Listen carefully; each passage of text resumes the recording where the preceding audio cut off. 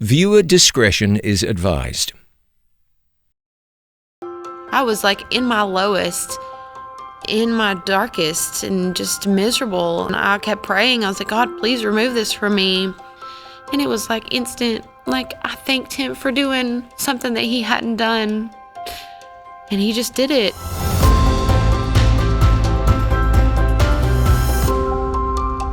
Welcome to Conversations. I'm John Bradshaw from It Is Written. My guest is Hilary Campbell, who has a remarkable conversion story of how God's power has radically changed your life. Hilary, thanks for being here. Thank you for having me. So if you were to sum up the last however many years of your life, the troubled times leading to God's great deliverance, how would you describe them? Hell. The last, for 14 years, I lived in a worldly hell. Flesh that out for me a little bit. What was that like? What'd you do? I was a prostitute. I was a drug addict. To say that I was a junkie would be an understatement. I guess drug dumpster would be more appropriate. And yet here you are alive. How many friends did you lose along the way to drug addiction, to overdose and whatnot? All my friends are dead. It's a stunning thing to hear a person say. How'd you make it out alive? God knew it would all lead up to me being in love with him and just sharing the story of what he did for me. That's the only thing that I can think. Okay, let's go back to your introduction to drug addiction. How'd that come about? What was the gateway, the entry point for you into drug addiction? I started smoking marijuana when I was really young, and it always seems so innocent. So when you say really young? But 12 or 13. Okay. But it was just a few times, and life went on. When I turned 18, I just decided to do what I wanted to do, and what I wanted to do was drugs. Was there a reason that you just decided you were going fully into that life? Was there a tripwire somewhere? When I was in 3 or 4 car wrecks before I was 13 years old. So when I turned 18, I started dancing at people call it a strip club, but it's a bikini bar, because here in Tennessee, in the Bible Belt, there's not any strip clubs here in Chattanooga.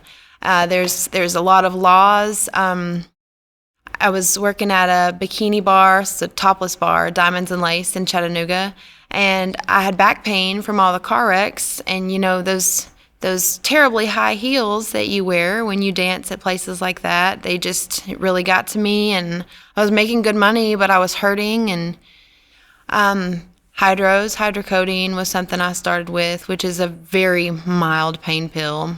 And they stopped working, and then you go on to the next thing and it stops working, and then the next thing I knew, I was doing oxymorphone, which is a pill that you have to go to a special doctor to get. Like, you have to have some massive injuries for a doctor to prescribe these. Like, you have to go to a pain management doctor, and they are very thorough, and you're making sure people aren't doctor shopping. Like, you have to have something really wrong with you to get prescribed these pills. And as you got up to oxymorphone, mm-hmm.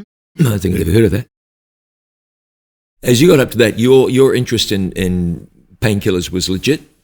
All the way along, it was legit. I need this. Yes. Okay. At some stage, it went from I need this for my pain to I need this to survive. Absolutely. I got to have this for my life.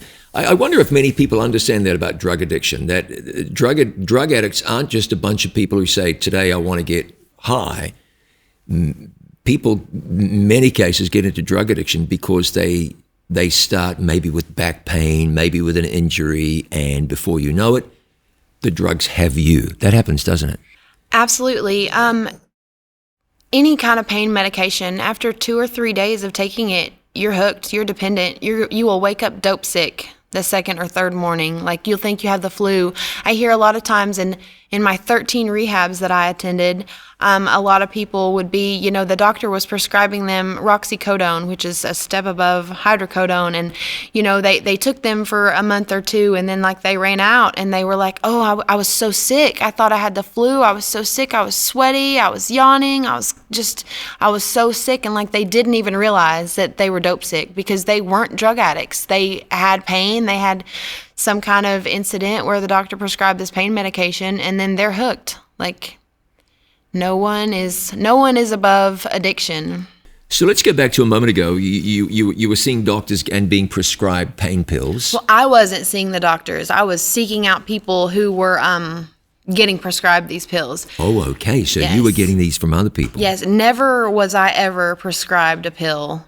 I'm just Okay. like that. Just that happens to people a lot, but never was I personally prescribed. Like Yeah. these were legal pills, but I was getting them illegally. So, But you were still at that stage. You were getting them for a legitimate use. Yeah.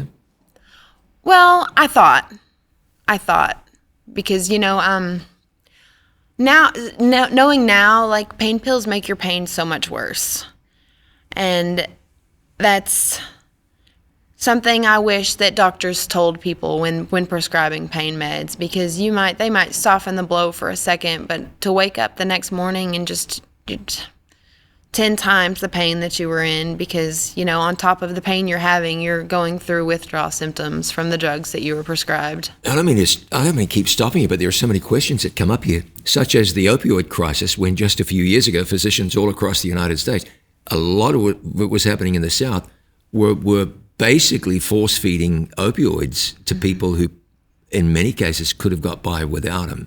And that was a disaster. And yet, there are people with blood on their hands, unfortunately. There were fines levied and fines paid, but you can't take back those lives that were destroyed by doctors who were told these are not addictive. Mm-hmm. And of course, they were highly addictive. Okay, so there we were dancing, making good money, taking pills, and what happened? The oxymorphones were very expensive. Like I said, this isn't a pill that's easy to find. You got to really seek out these people because they only give them to certain people. So they were about $60 a pill, and I was needing 2 or 3 a day. Oh. So on top of, cigarettes and gas and just everything you need daily to survive as a dancer, clothes and shoes, anything you do with dancing, it's very expensive.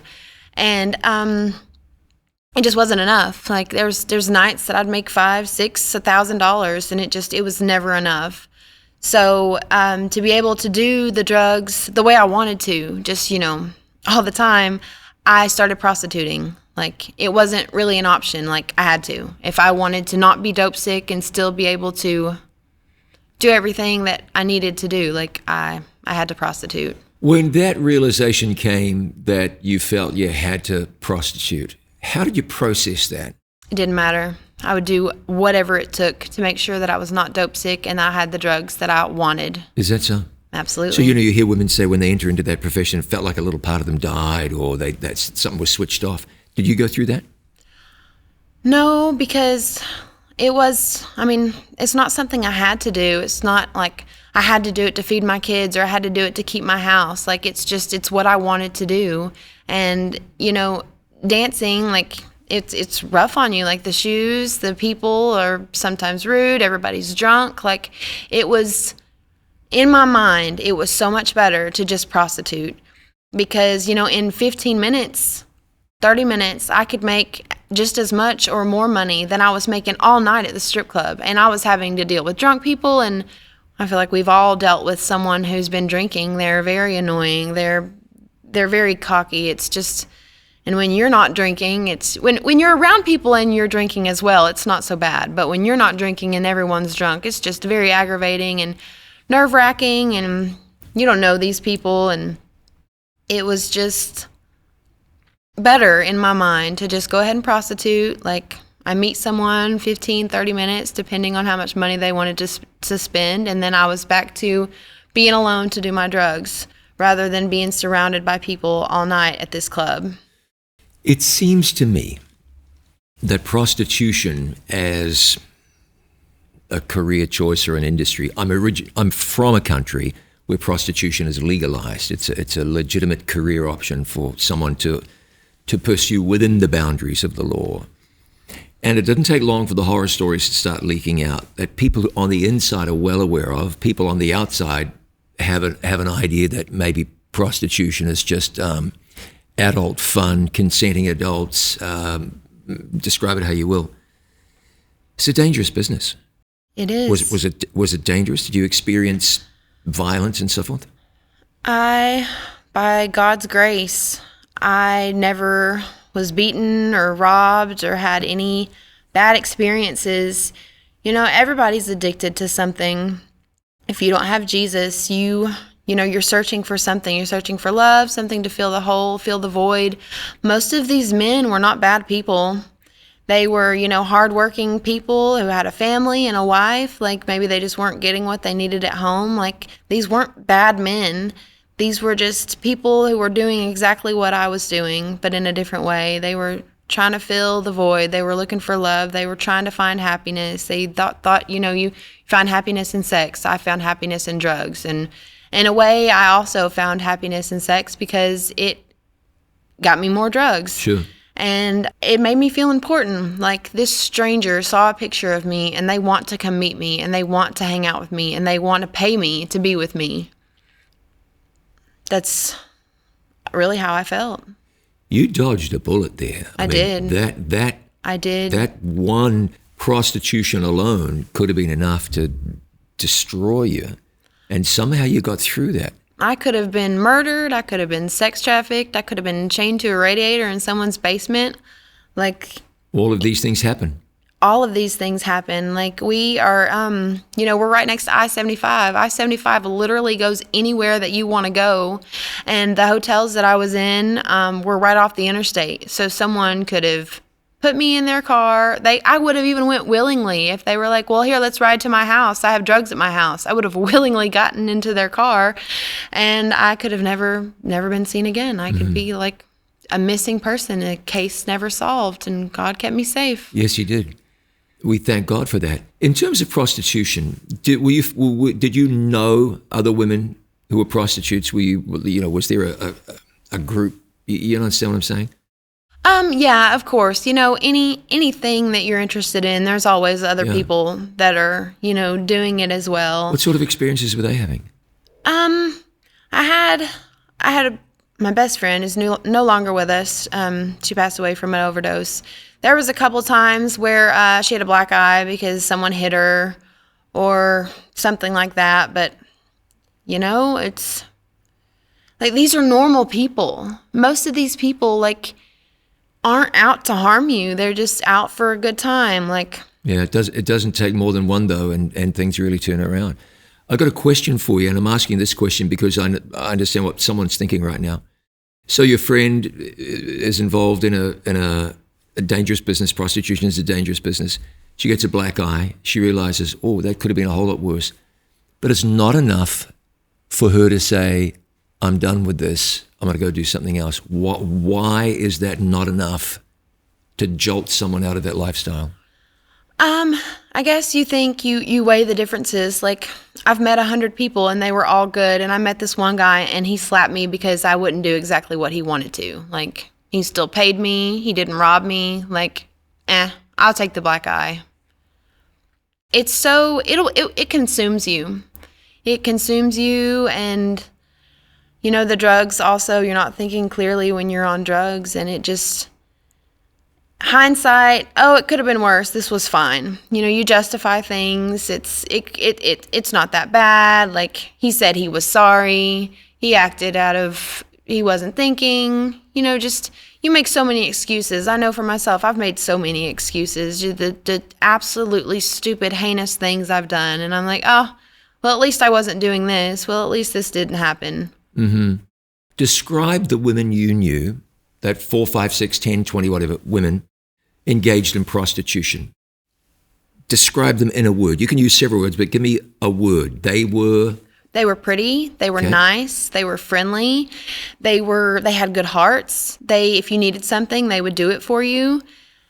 They were not just evil people. Right. They were just, normal people. Somebody's daughter, somebody's mom. Mm-hmm. They had kids. They had families. Like, I'm waiting for but, because they were all of that. They could have been accountants or dental hygienists or school teachers or lawyers, but they weren't. So what happened? A lot of times, people in prostitution and in addiction, something very traumatic happened to them. One of my very close friends who I prostituted with, when she was young, her brother raped and molested her.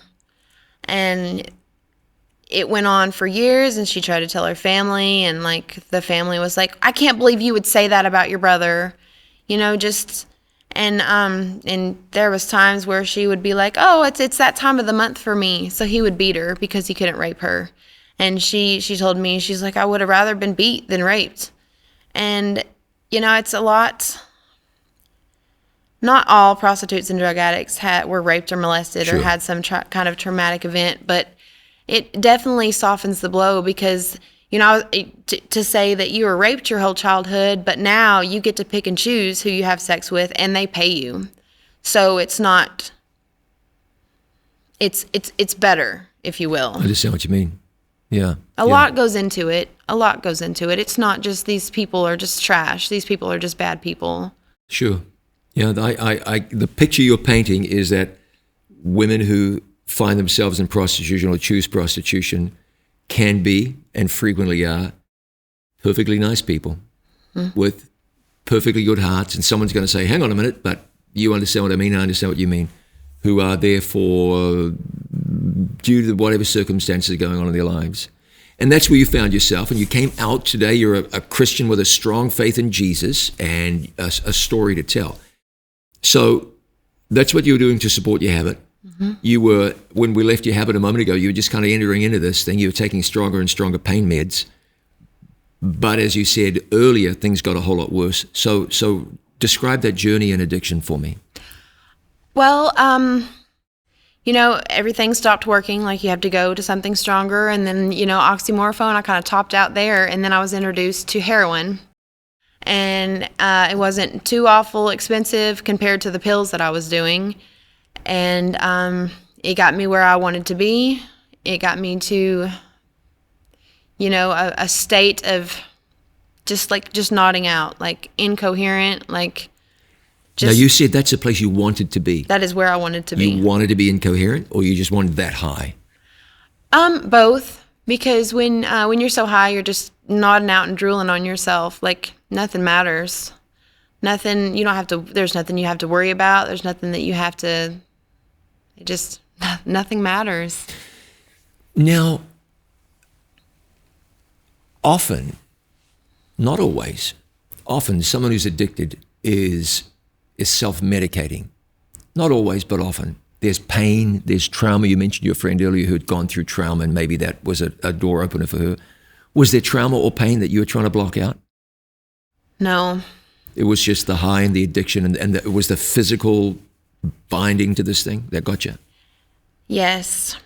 In my 13 trips to rehab, a lot of them, before you were able to leave, you were required to tell your story, to share, what got you into addiction. And these women, the dad, the uncle, the stepfather raped them. The mom didn't love them. They didn't have food, so maybe a family member was beating them. Like, I guess there's never a reason to be an addict. There's never, an excuse. But if there was, these women had it. Right. I think it's fair to say that I understand there might never be a reason or an excuse, but man, we understand some people have been through an awful lot. But, and it always made me feel really crappy because my mom is amazing. My mom loved me so much, and my family, they're okay. They're good. I wasn't raped. I wasn't molested. Like, just none of these traumas that all of these women had went through was something that I dealt with. Like, I just liked to get high. Mm-hmm. Addiction, I want to go a little further, but I wanted to ask you about addiction. I think it's really important for people because more and more and more families are dealing with addiction in the family. It's not new, but I don't think it's lessening in any way, shape, or form. You were not an unwilling addict, though, right? Correct. You kind of knew what was going on. Why did you not early say, this has got to stop, I'm going to kill myself? It didn't matter. And why didn't it matter? Life sucks. Sure. even with Jesus, and he makes everything so much better, and he comforts me and he helps me. Life still sucks. It still can be difficult, huh? And just not having to deal with it was more important than my life. It was an escape. Absolutely. Yeah.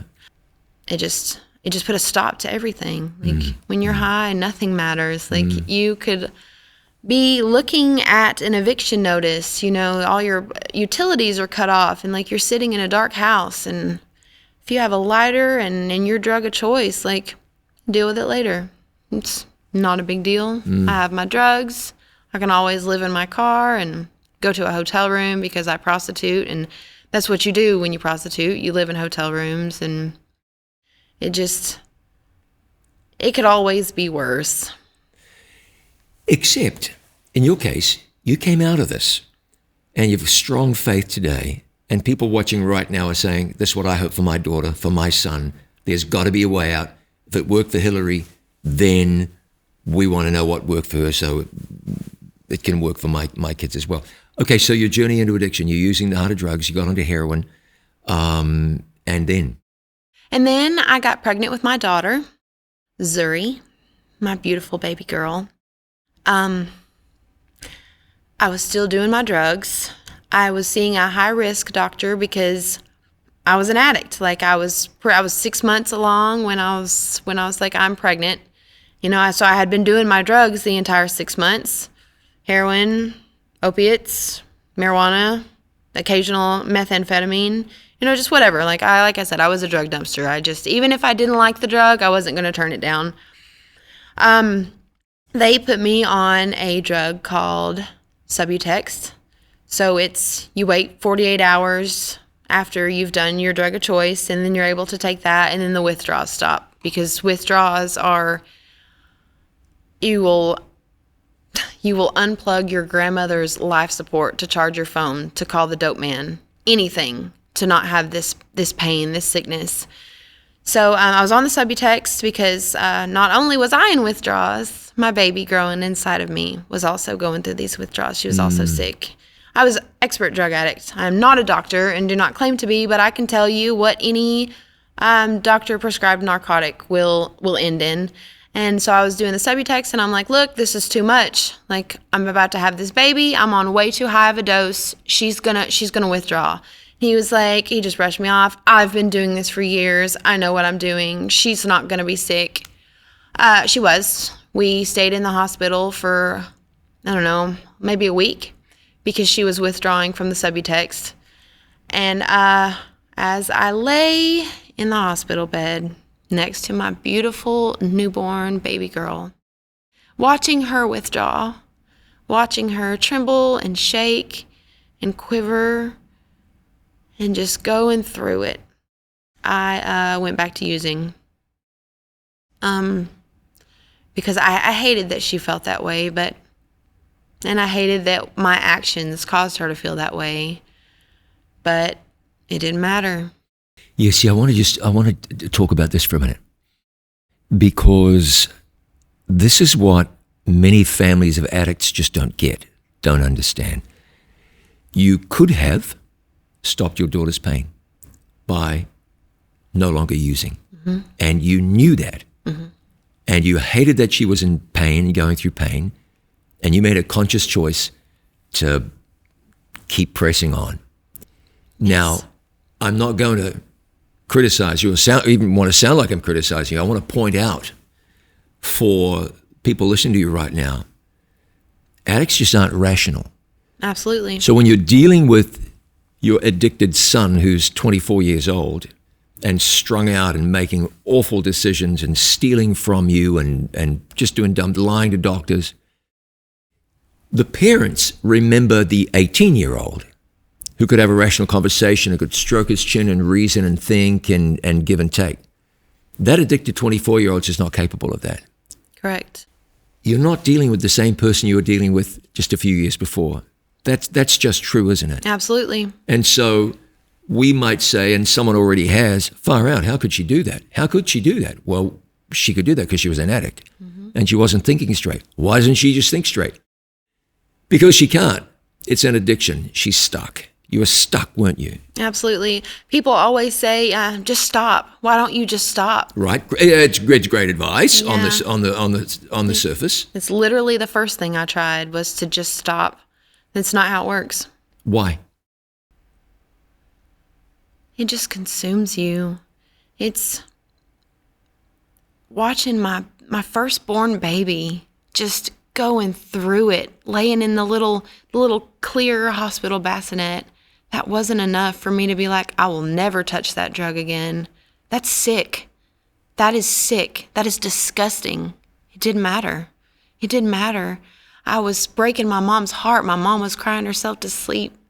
I was, you could physically see me deteriorating. I was so skinny. I weighed 119 pounds. I'm very tall. I weigh a lot now, and I look normal. But just to think of me as 119 pounds, like, it just takes it all out of you. Like, every second of your day is, how do I get money for drugs? I've got the drugs. Where can I go do the drugs? Okay, how am I going to get drugs in the morning? I need to save some of these drugs. I'm not going to be able to do that. I just need to make a plan so that I know I have money to get drugs in the morning. A lot of people say their entire life revolves around their children, taking them to practice, taking them here, waking them up in the morning, making their lunch. That just, for me, it was drugs. Substitute children for drugs, and that was your life then? Yeah. Question, are you a bad person? No. Were you a bad person when you were prostituting, filling yourself with drugs, and neglecting your kids? I didn't think I was. Were you? I'm interested in your answer. Absolutely. Absolutely. I was terrible. I was stealing from my mother. I was neglecting my babies. I took her with me when she was small to go prostitute. It was a guy. He worked at Coca-Cola. Really nice guy. I'd been seeing him for years. I took my baby with me and sat her on the couch and turned her around while I prostituted. That's sick. That's disgusting. I'm not trying to defend you or disagree with you, but I didn't ask you if you did bad things. You did a lot of bad things. Were you a bad person? Here's what I mean. Were you just an evil person with a dark heart? No. Or were you an otherwise pretty good sort of a person I was. who was stuck? Absolutely. See, that's the difference, isn't it? You weren't plotting and scheming how to harm people. No. You were stuck. Again, I'm not trying to give you a free pass. No one's going to pretend that what you did was, Girl Scouts stuff. But I think this is why I want to talk with you about this, because normal people can do abnormal things without morphing into the devil incarnate. And that's addiction. That's the strange mystery, the strange hurtful mystery of addiction, that people do these completely irrational things while still being that nice girl raised in that nice family. That's why families find themselves in this situation.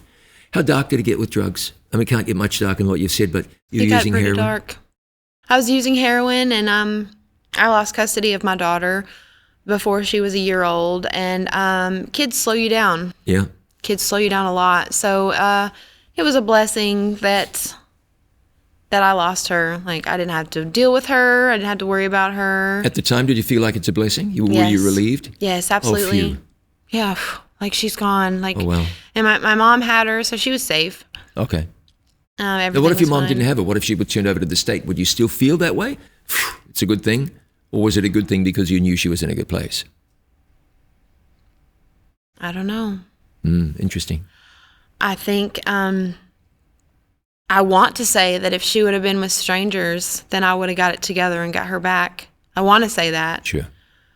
And I feel like I would have been capable of, because they don't ask for a lot. Like, get clean, go to rehab, do the intensive outpatient, do this, have a stable place to live, and we'll give her back to you. Like, you can get them back pretty quick. Like, it's 30 days in the rehab. I think it's like, I don't know, maybe 2 months in the outpatient. Like, realistically, in less than 6 months, you can have your child back if they're taken away. But I mean, that wouldn't have stopped me. I would have done what I had to do to get her back, just to, like, been counting down the days till I got her back, and then I could go back to using. I praise God that my parents took her and took care of her. And, you know, it's not luck. It's never luck. It's always God. It's providence, yeah. And a lot of times I think, like, you know, if I wouldn't have been having premarital sex, I wouldn't be raising 2 children by myself. But at the same time, if I didn't have children, I don't think I would have ever gotten sober. Because I was really, there were so many times where I was really trying. Like, I was done. I was tired. I didn't want to do it anymore. I just wanted to be a mom.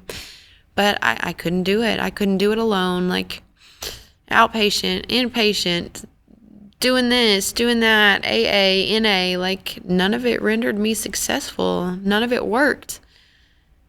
And it wasn't until, like, I started thanking God. I was, like, in my lowest, in my darkest, and just miserable. And I kept praying. I was like, God, please remove this from me. And he wasn't hearing me. So I thought he wasn't listening to me. And then one night I was just like, God, thank you. Jesus, thank you for removing this addiction from me.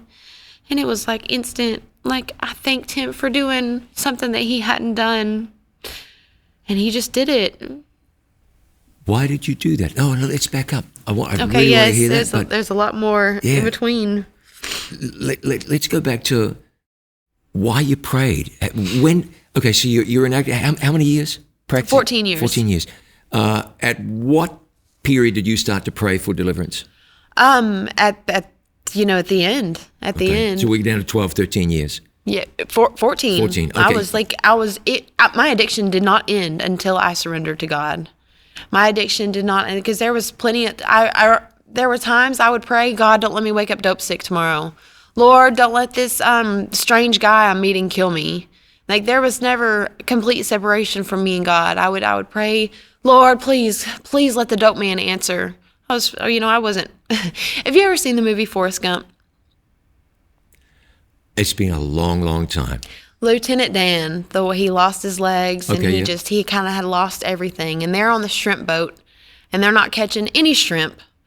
And a storm comes, and Lieutenant Dan, and he doesn't have any legs, and he's up in the top, and he's just cursing God, and just, is that all you got? You call this a storm, God?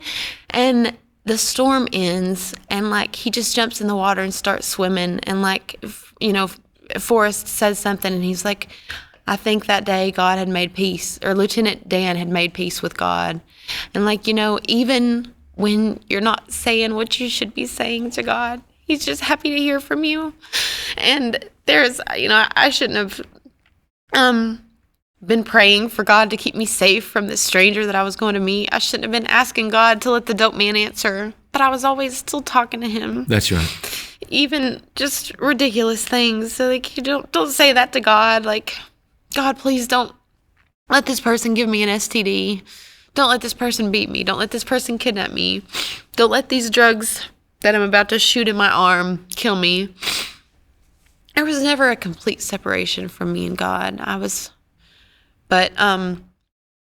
Anyways, so I lost my daughter, and I was just doing, like, what I wanted to do for 2.5 years. Went to a couple of rehabs because I had to. I got into some trouble.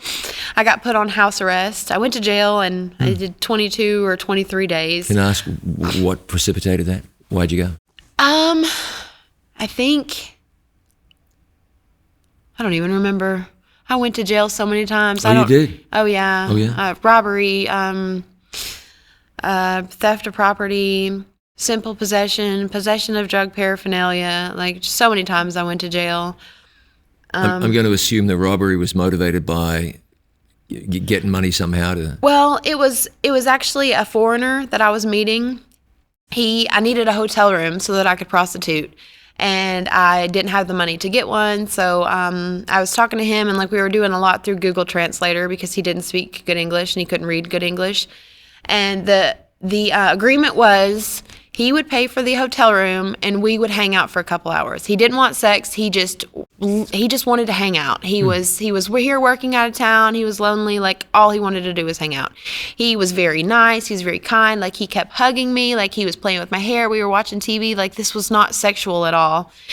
And my baby daddy came and knocked on the door, and he's like, it's been a couple hours. Like, we need to get this moving. We need to get some money. We need to get some drugs.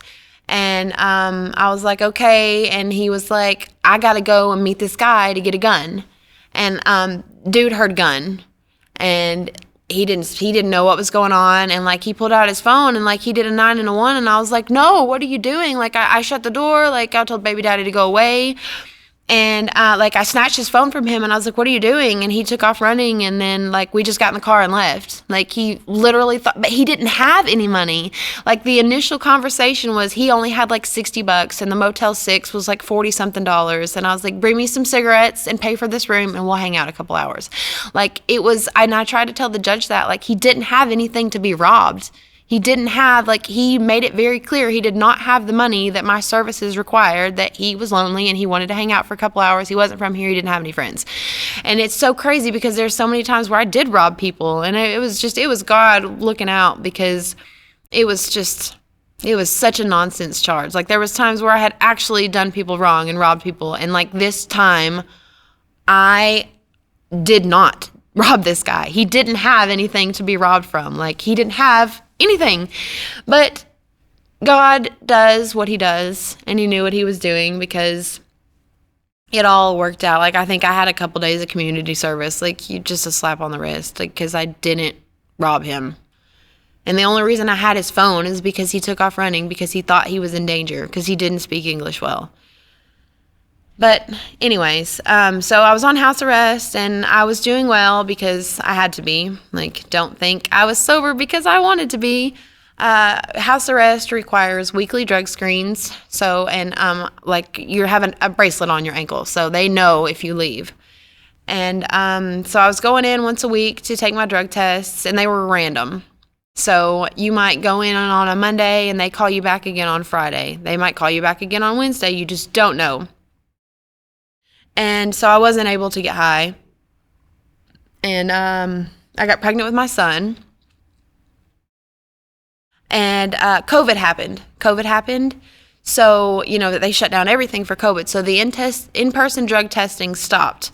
And I was pregnant, so I was able to leave the house. Like, I had baby doctor's appointments, and I had this appointment. Like, so I was, and it wasn't a GPS monitoring. So they only know when you're home or not at home. They don't know anything else. Yep. So I was going to baby doctor's appointments. So after I would go to an appointment where I would see an ultrasound of my beautiful baby boy inside me, I would go and meet the dope man. I was using, and then, like, in-person testing kind of started up again, but, like, it was okay, because they weren't, like, it was definitely only one day a week, like, because COVID, like, they didn't even really want you to come in there, but they needed to make sure you were doing the right thing. So if I went in on a Monday, I knew I was good. Like, I knew that I could use all week, and then on Friday I would stop. So Saturday and Sunday, by Monday, 72 heroin stays in your system for 72 hours.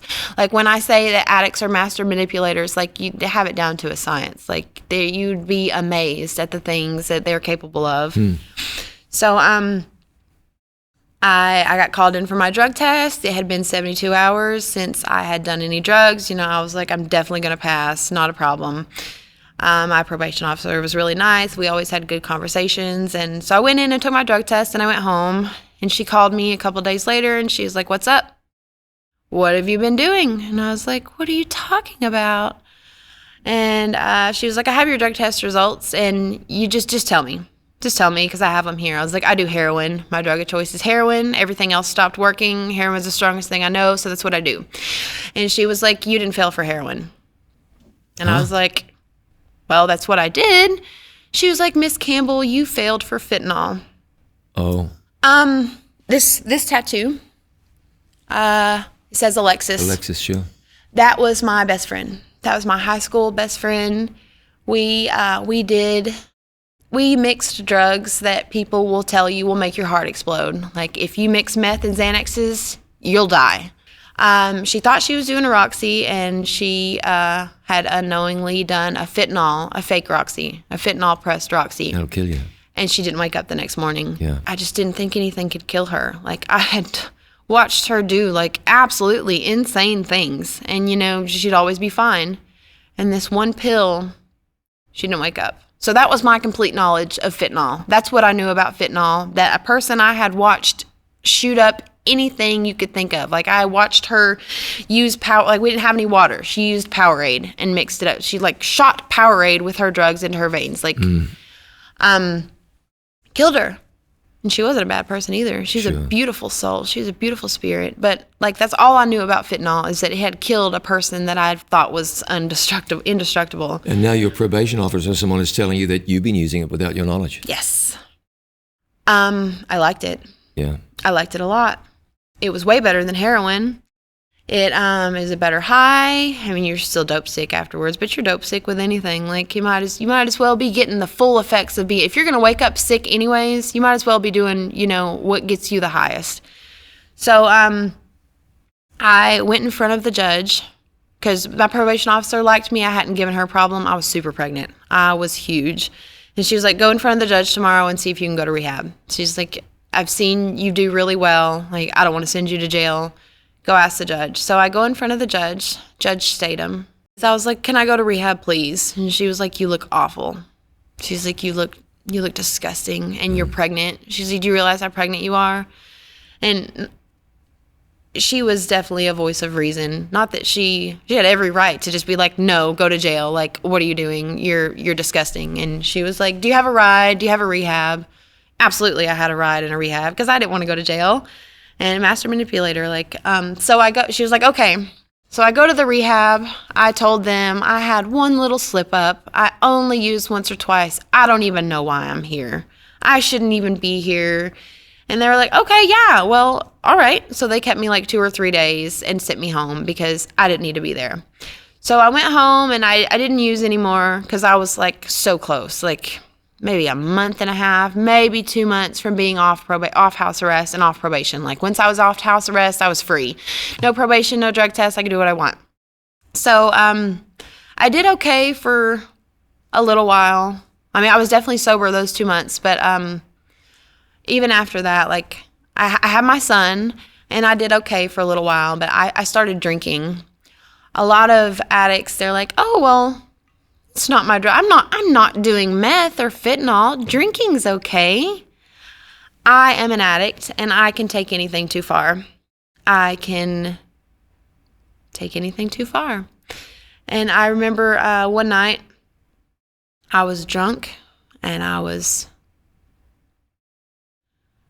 pitching a fit, and I was just raising Cain, and it got to a point where I was scaring myself. Like, nothing had scared me before. My best male friend, his name was Jacob. We had been through so much crazy stuff together. Like, I loved him from the bottom of my heart. Like, I loved this man. He was just such a good dude. I got the call that he had overdosed and died. And instead of getting emotional or being upset, I asked the person on the phone, do you know where he got the drugs? They must have been really good. I would really like to go and get the drugs that just killed my best friend. They must have been super good if he overdosed, because he was, he did a lot of drugs as well. And, for something to kill him, like, we had done crazy things together as well. And I was like, it must have been really good. So that didn't scare me. Nothing had scared me. And I remember I pulled into the Publix parking lot with my son in the back seat. So I'd have time to air out so the car wouldn't smell like fentanyl. I was smoking it off aluminum foil. So I pulled into the parking lot and I was smoking my fentanyl. And I nodded off for only God knows how long. And I came to and I looked back, and my son was just staring at me in his car seat, probably wondering why I had him sit there for so long. He was just like, what are we doing? That was terrifying. Like, if a cop would have pulled up on me, I would have probably never gotten my kids back. He would have had, we were in the car and I was smoking fentanyl. You think secondhand smoke is bad. Like, secondhand fentanyl isn't great either, the smoke Might from be that. good. That's right. And so if they would have tested him, I guarantee he'd have had fentanyl in his system just from being in a closed area, like breathing in the smoke that I was blowing out. So what snapped you out of this? This is a story of someone who gets in, puts her toe in the water, then she's up to her knees, then she's up to her waist. Before long, you're up to your neck. And then you've been in over your head now for years. All your friends died from drug-related stuff, people you really cared about. You ought to have been just another statistic. Mm-hmm. Absolutely. This interview should be with your mom, talking about how she lost her lovely daughter who wanted to be a ballerina when she was 6 and then wanted to be a vet when she was 9. But somehow this isn't what that interview is. We're talking to you, the survivor. I know the answer, God, but let's put walking shoes on this. How'd you get out of? I mean, that's really deep. I've wanted to portray here that drug addicts aren't the scum of the earth. They're regular people who make poor decisions. Maybe they do stupid things. Maybe they don't. Having back pain isn't a stupid thing for someone to do, but it happens all the time. Someone gets on opioids, can't get off because you use the drugs, and after a while the drugs use you, and there's just no way out. And it's important for people to understand that the addict in the family isn't the most irresponsible person that ever lived. They're just addicted. And getting out ain't easy. And so often it ends in tragedy. There's no getting out. You got out. My mom had enough. My daughter was in school, and there was a place, I think on Sand Mountain or something, it was like a recovery center. They would allow me to go and take my son with me. My mom wasn't going to let me take my daughter because it wasn't fair to uproot her from what she was used to just because I had failed once again. So my mom was like, you're going to have to get y'all's stuff and you're going to have to go. She's like, I'm tired. I can't keep doing this, Hillary. She's like, you're going to kill me. She's like, this stress and this worry is going to kill me. And I remember one time I was high. I probably shouldn't even remember the conversation, but she was talking to me and she was like, what if I died? If I died, would you get sober and get it together? And before I could answer, she said, that's a stupid question. If I died, that would give you an excuse to get high. And then she went on to say, I don't know why I'm having this conversation with you, trying to say something to hurt your feelings. She said, you get enough pleasure out of hurting yourself. And I was so high. I shouldn't even remember that. I guess it's just something that stuck with you. Something that stuck with me. So she was like, you have to go. And I was like, Mom, it's been 14 years. I was like, just give me one more chance. I was like, I don't know what to do. I have tried. I have, honestly, from the bottom of my heart, I had tried to get sober and stay sober and be a good mom. I said, Mom, help me because I don't know what to do.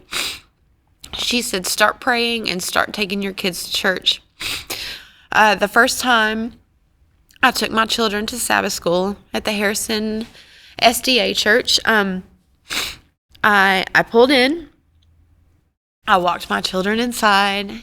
The greeting, I was like, they're here for Sabbath school. And they were like, okay, sure, yeah, this way. I watched a lady walk off with my children, a lady I didn't know. I went back out and got into my car, and I drove down the road, and I got high. The second time I took them to Sabbath school, I walked them in, I walked back out to my car, and I smoked fentanyl off of tinfoil in the church parking lot. I was tired. Come to me, all you who are weary and carry heavy burdens, and I will give you rest. Give you rest. Yeah. I was emotionally, physically just drained. I had exhausted every effort to get sober and to be a mom and to, live what people say is a normal life. And it wasn't in the cards for me. I'm always just going to be a background character. I'm always going to be a prostitute. I'm always going to be a drug addict.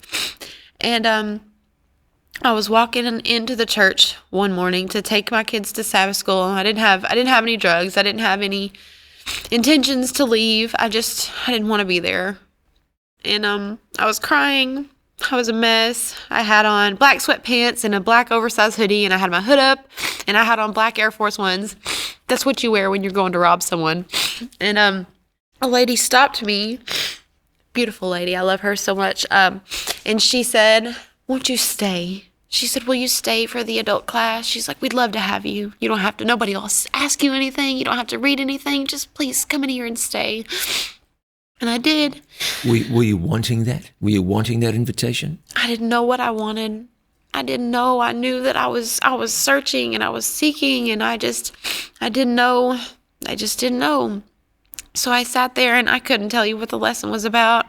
I couldn't tell you what was said, but I know that something was changing. And I sat there and I just cried the whole time. And then when it was over, they were like, stay for church if you want to. There's food afterwards. And I was just a mess. I was like, we're going to go. So I went home. I cried the whole way home. And I cried and I cried and I cried some more. And I was praying, and I don't know, I just started thanking God. I was just like, Lord, thank you for removing me from that hell. Thank you for removing this addiction from me. Thank you for setting me free. Thank you for delivering me. Like, I just kept praying that out loud over and over. I was like, God, I'm going to die. I want to die. I hate it here. I hate everything. This life, this world, it's just, I hate it. It's stupid. I hate it. I would just rather die. I didn't love myself. I don't want to say I didn't love my kids, but I didn't have love for them because I didn't have love for myself. I cared about them and I wanted to be with them, and I was glad I had them, but if you don't love Jesus and you don't love yourself, you can never love anybody else the right way. And that night, praying, God set me free. I didn't wake up dope sick. I didn't have any more thoughts. I had no cravings or urges to get high. God set me free. And did you again? Was that the end, or did you? That was the end. That was it. No backsliding. No backsliding.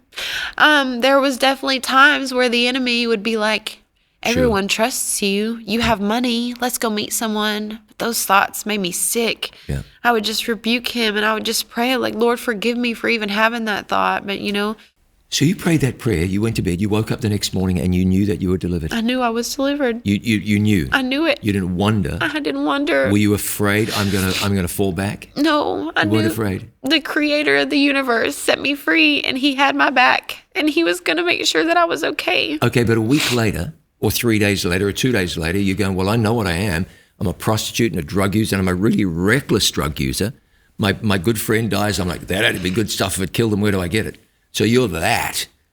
And we're not very far removed from this. So I say you are that. You were that 3 days ago, 4 days ago, 5 days ago, 6 days ago. How did you know 4 days into being clean and sober that you were delivered? Why weren't you terrified? Man, I could fall back today. I had Jesus. Nothing was going to drag me back to that hell that he set me free from. And you were just convinced of that? Yes.